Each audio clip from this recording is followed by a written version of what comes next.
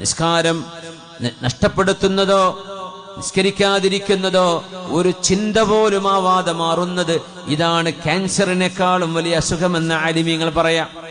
മനുഷ്യന്റെ ദീനിൽ സംഭവിക്കുന്നത്, വഞ്ചന നടത്തുന്നത്, കളവ് പറയുന്നത് പ്രശ്നമല്ലാതെയായി മാറുമ്പോ, അള്ളാഹുവിന് വേണ്ടി നോമ്പെടുക്കുന്നത്, ഖുർആൻ ഓതുന്നത്, നിസ്കരിക്കുന്നത് ഭാരമായി മാറുമ്പോ അത് പിന്നെ എന്ന് പറഞ്ഞ് അള്ളാഹുവിന്റെ ഒരു വിഷയം വരുമ്പോൾ നീട്ടിവെക്കുന്നത്, നിസ്കരിക്കാൻ സമയമായി അത് പിന്നെ, നോമ്പെടുക്കാൻ നേരമായി അടുത്ത ആഴ്ച തുടങ്ങാം സുന്നത്ത് നോമ്പ്, ഇങ്ങനെ ഓരോന്നിനും മാറ്റിവെച്ചുകൊണ്ട് ദീനിന്റെ വിഷയത്തിൽ നിന്ന് അകന്നുകൊണ്ടിരിക്കുന്നതാണ് ഒരു മനുഷ്യന്റെ പരീക്ഷണങ്ങളിൽ വെച്ച് അഅ്ളമായ മുസീബത്ത്. ഫഇന്നഹാ അഅ്ളമു കുല്ലി മുസീബ വൽ മസ്ലൂബു മൻ സുലിബ ദീനുഹു.